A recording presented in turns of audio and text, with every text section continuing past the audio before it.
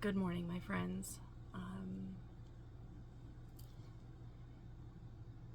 Today's video is going to be hard for me, and it's honestly something that I've tried to ignore and bury and forget about and do all of the things that people do who aren't awakened when something bothers them or something has affected them or something was traumatic to them.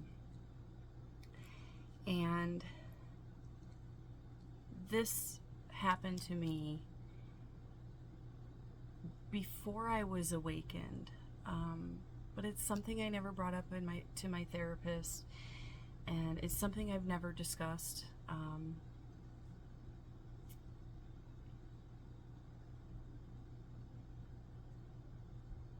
And it's time that I do, because it keeps coming up. And if you've had an awakening, you know that things will always come up, and we have to look at our traumas, face them, so that we can move on. And I haven't faced this one yet. And for the most part, I think I should probably face it alone. But if I face it alone, who am I helping by not sharing? Other people have been in this position and they've been quiet and they've not had the bravery that I have in order to share it. So I want to preface this with, I saw a reel this morning, and the reel said, it was a reel of a bar that they were making all pink and girly, and they said, finally, a bar just for women. And a lot of the comments were,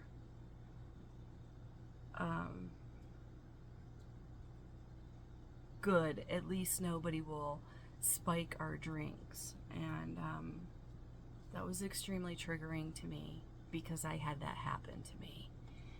And it was awful. And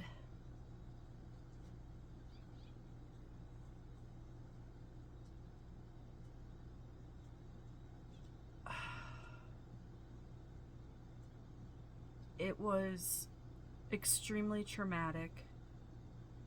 And at the time, it was before I was awakened, but it was close to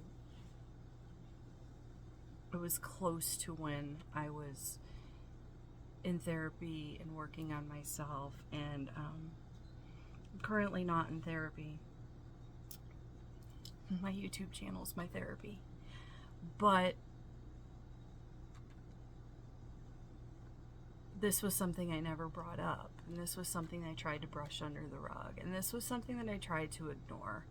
But I think of this night often, and I know it was extremely traumatic to me, and traumatic to me on a very deep subconscious level, because as I'm even talking about it, it's making me nervous, and I feel like a pulse right here, so I feel like I'm doing good. So I just want to tell the story and what happened, what I believe happened, how I reacted at the time, and how, as I've gone along and healed, I realized that none of that was okay. So I would have to look back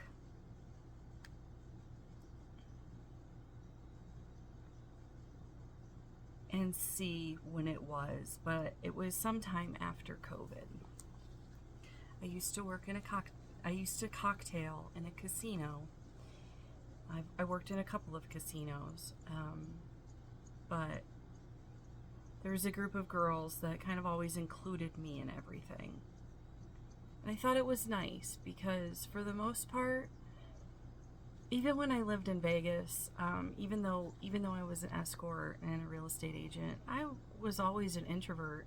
I've always really stayed at home. So when I left this last casino, I kind of remained friends with this group of girls, and like I thought it was nice that I was always included. So one time we used to go to this foot spa, this foot massage place, and one time this girl asked me to go. And I've been to this place more than once with more than one of these girls. One time this girl asked me to go. And I'm like, okay, cool. And then we'll go and meet these other person, and have lunch and drinks or something after. Cool. And we go. And it was like weird to me. I guess weird, not weird. We were like in the same room for this massage. And as I'm getting my massage, there was like a lot of owning going on over from her. And I thought that was weird. And then like I would go to these parties and like I'd be there, everybody would be talking. She'd try to catch her eye at me and like wink at me. And like I have absolutely no interest in women whatsoever. So I think it was after COVID or during COVID or something along those lines. And I was invited to a party at the Mean Girl's house. And I go, and there was like pizza and salad, and there was 4 of us there. 2 other girls were invited, and these were always usually the same girls that were in the group. So I was drinking vodka soda, which is something that I used to drink a lot, and she never let me get my drink. Every drink I had at that house was always poured by her.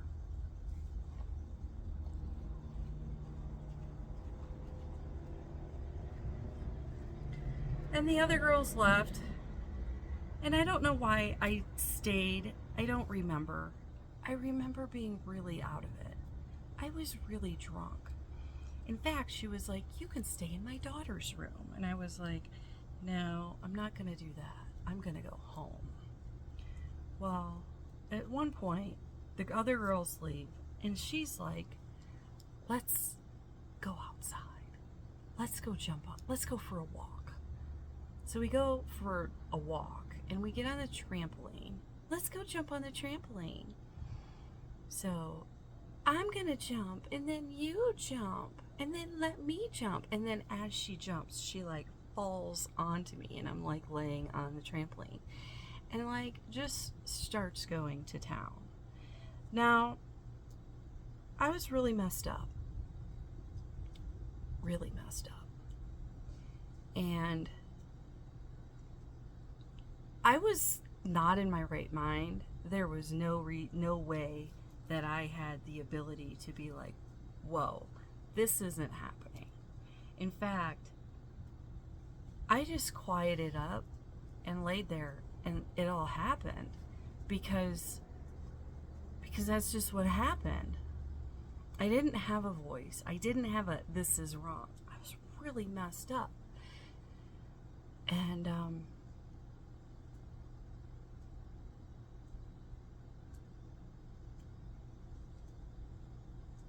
I left there that night. Well, let me back it up. I remember some things. I remember on the trampoline, she had the nerve to say, I hope my son doesn't see us. What? Your son? Her son was there. Yeah, he could have looked out her bedroom window and seen all of this. Then something else happened. Apparently, her husband has cameras, or they have cameras, all over the house. She runs in naked, gets a phone call from her husband, and he says, "What the hell's going on there? Why are you running through the house naked?" And she says, "I have a very special friend here."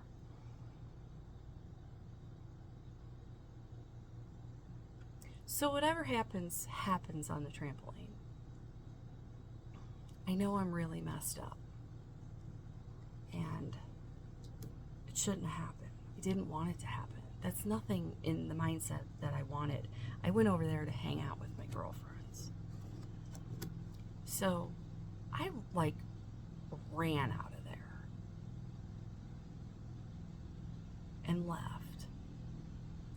And she lived up by, well, I'm not going to say where she lived.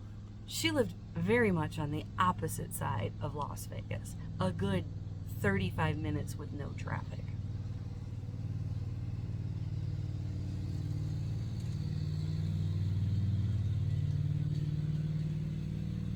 Waiting for the tractor to be shut off.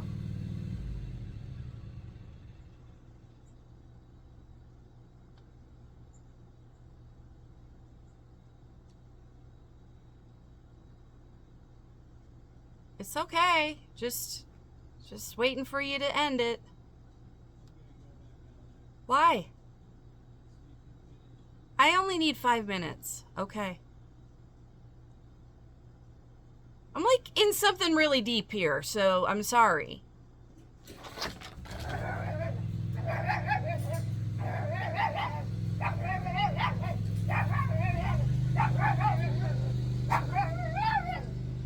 This is what it's like to be me right now. I don't mean to be a jerk, but God.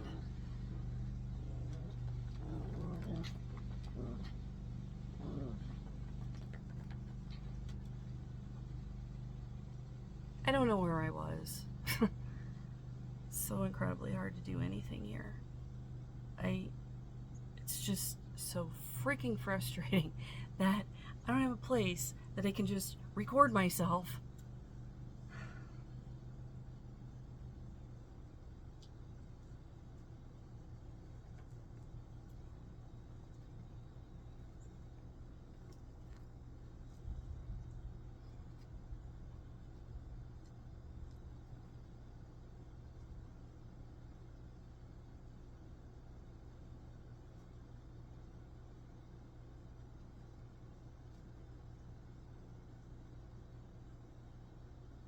I don't know where I was.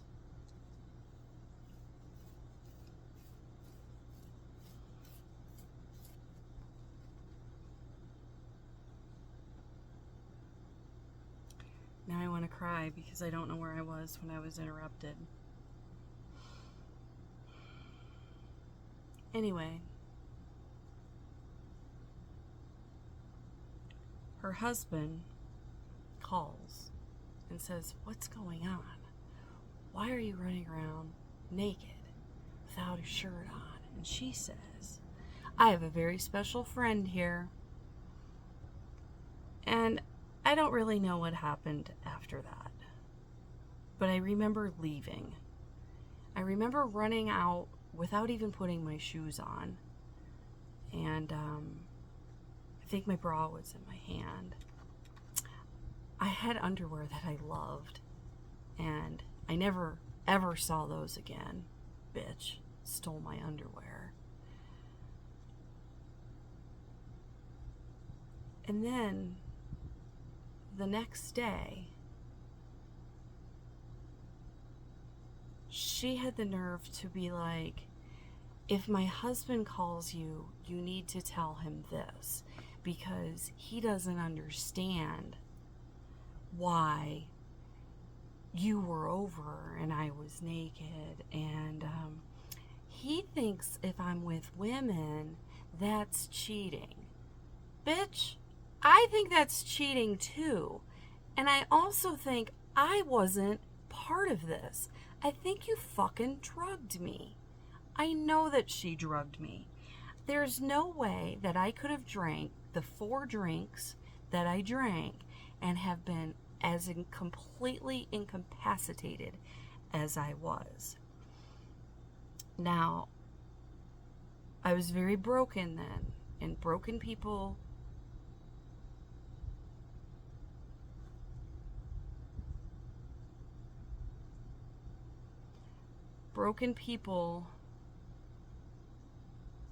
aren't as strong as people who aren't broken. And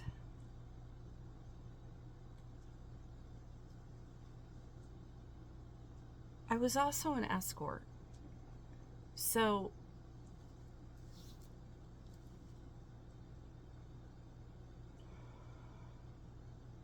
disassociation was something that I was very good at.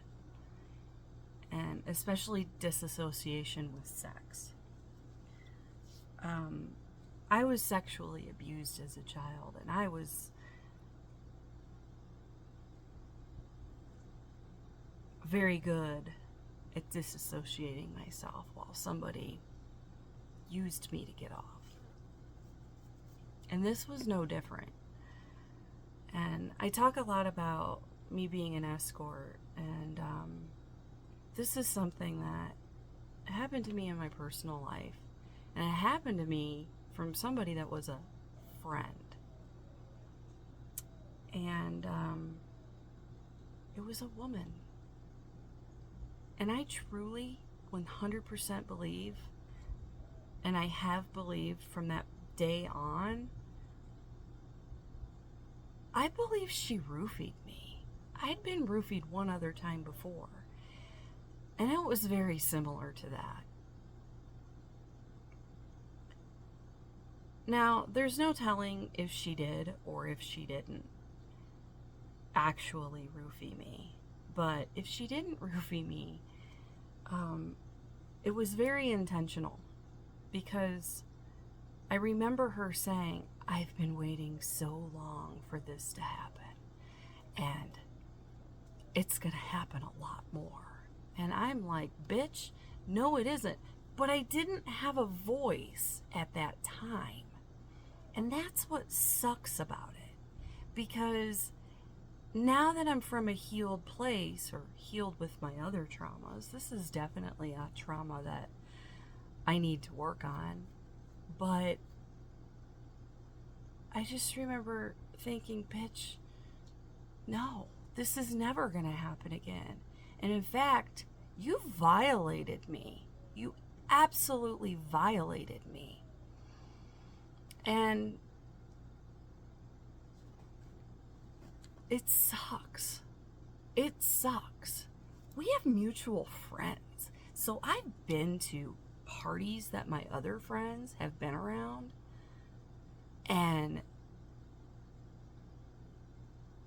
kept quiet when my other friends talked about they were going to do stuff with her, and kept quiet when I went to parties that they were invited to, and her husband won't even look at me because he thinks that I'm the fucking monster. She's a monster. And I last saw her a couple months ago. Well,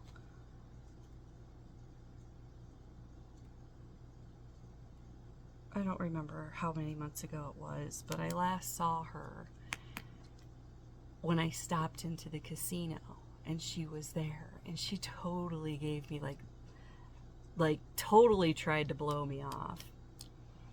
And I think it's funny because it actually kind of hurt me. I let that hurt me because she blew me off. She was rude to me. She's the one who took advantage of me maliciously. She's the one who raped me. It's hard to say, but I was not in agreement with that. I was not in any condition. She violated me. And then I was sad or hurt when she snubbed me. And we were Facebook friends for a while, but it's kind of funny because she's like the biggest Christian I know. She's rah-rah Christian. God is good.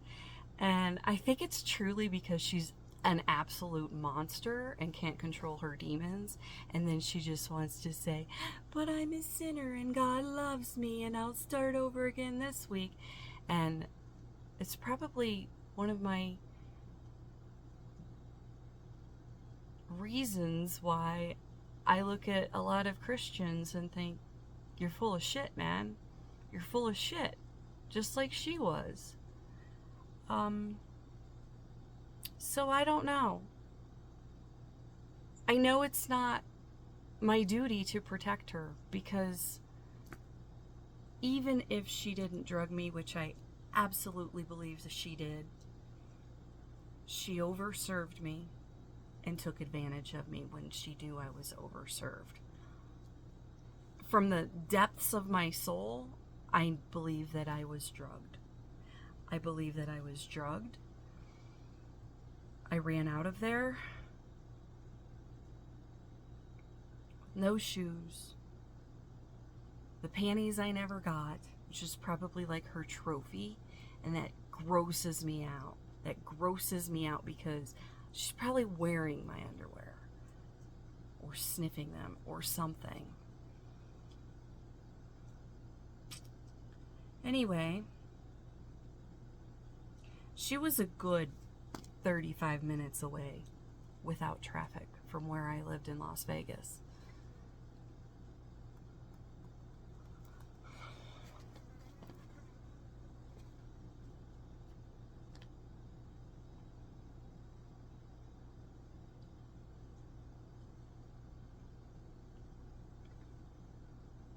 Sorry, this is hard.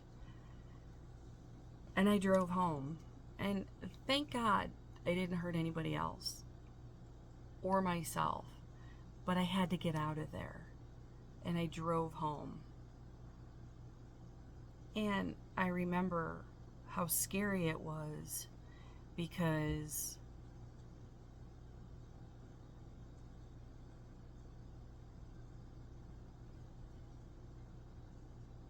I'm not proud to say it, there's been a lot of times that I've had more to drink than I should have and gotten behind the wheel. I'm not proud to say that.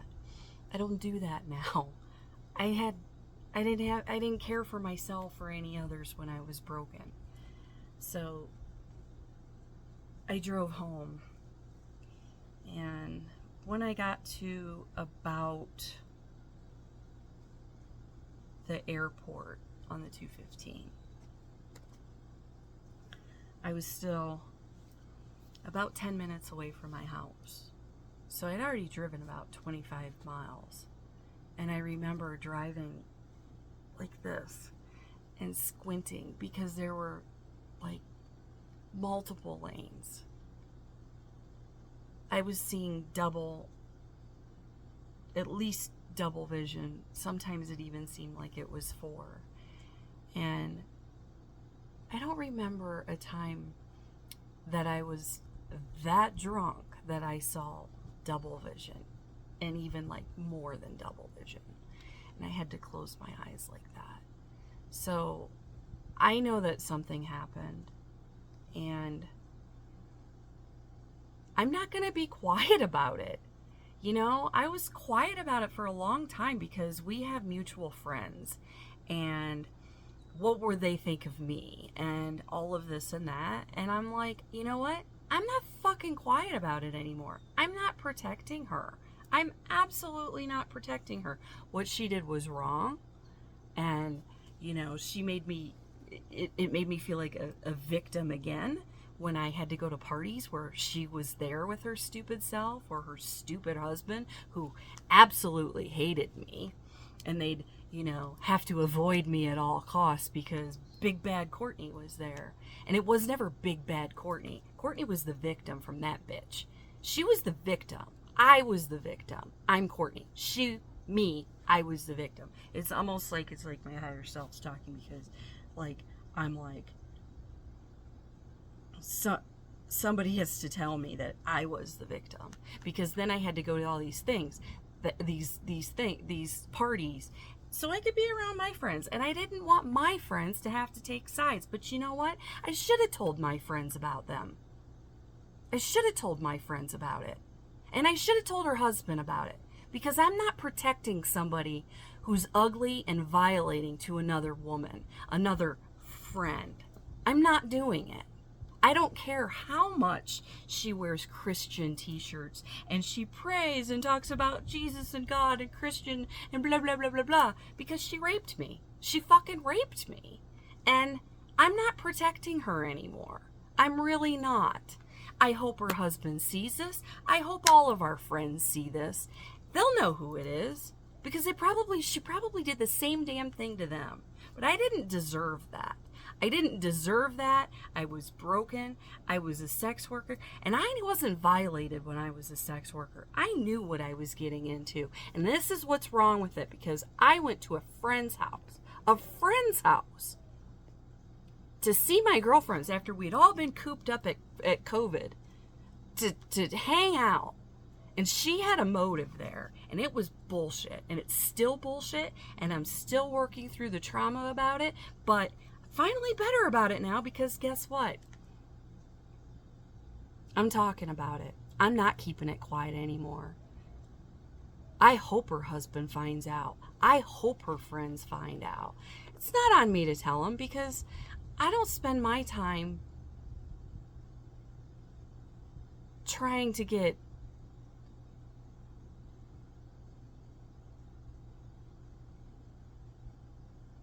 back at somebody. But I'm not a victim. And she's a fucking monster. She was a monster. That was not supposed to happen. That was not supposed to happen. That was nothing that I wanted to do. And then I got treated like shit for it from her dumbass fat husband. She's the monster. And then my friends are friends with her, so I have to feel slighted because of her. And I'm not doing that anymore. I'm absolutely not doing that anymore. Not. She's evil, and I hope everybody finds out about it. And honestly, I hope she gets the help that she deserves. But I'm not being quiet about it. I'm not. I don't care what people think of me. If you look at me shitty because that happened, then you're a shitty person too. But somebody who's out there talking about, oh, I'm so Christian, oh, the Lord has blessed me, blah, blah, blah. Somebody who does that doesn't drug somebody and rape them. Maybe that's why I have a big problem with Christians right now, because, you know, the poster child of Christianity out of all of her friends groups was a rapist. She raped me. So there it is. I'm talking about it. I'll be happy to talk to any of my friends personally, because it's probably happened to them too. There was a reason why we used to call these angels, you know. All right, talk soon. Goodbye. I'm sorry. I'm like, I gotta go smoke a bowl or something. This has worked me up, and I'm not over it. But that's the thing about awakening, is that you never put anything away. You never put anything away. So I suppose all of my friends who've taught me some lessons that I haven't gotten over will probably get their own video about it. But for that one, she's not my friend. She's an evil witch. And I'm never gonna say any different. I guess that shouldn't have happened. I guess she needs help. I think she does need help. But it's not on me to find it. It's for me to tell my truth, and that's my truth. I'm sorry. I am feeling a lot of emotions, and I think it's time for me to reflect a little bit and be silent for a while. So I'll talk to